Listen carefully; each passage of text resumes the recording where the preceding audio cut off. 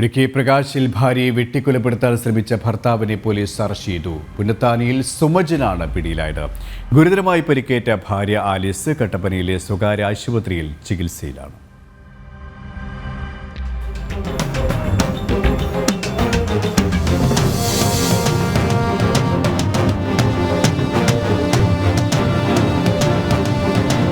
ബുധനാഴ്ചയാണ് കേസിന് ആസ്പദമായ സംഭവം നടക്കുന്നത്.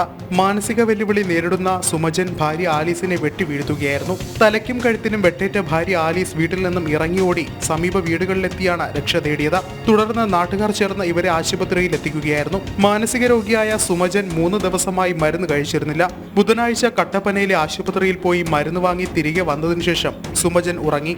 രാത്രിയിൽ ഭക്ഷണം കഴിക്കാൻ ആലീസ് സുമജനെ വിളിച്ച് എഴുന്നേൽപ്പിക്കുകയായിരുന്നു. ഇതിന് പിന്നാലെയായിരുന്നു വാക്കത്തി ഉപയോഗിച്ച് സുമജൻ ആലീസിനെ ആക്രമിച്ചത്. തുടർന്ന് വീട്ടിൽ നിന്നും രക്ഷപ്പെട്ട പ്രതി വ്യാഴാഴ്ച രാവിലെ തിരികെ വീട്ടിലെത്തി. ഈ സമയത്ത് പോലീസ് കസ്റ്റഡിയിലെടുക്കുകയായിരുന്നു. വെട്ടാൻ ഉപയോഗിച്ച കത്തിയും വീടിനുള്ളിൽ നിന്നും പോലീസ് കണ്ടെടുത്തിട്ടുണ്ട്. പ്രതിയുമായി സംഭവസ്ഥലത്തെ തെളിവെടുപ്പും പോലീസ് പൂർത്തിയാക്കി. കോടതിയിൽ ഹാജരാക്കിയ പ്രതിയെ റിമാൻഡ് ചെയ്തു. ജനം, ഇടുക്കി.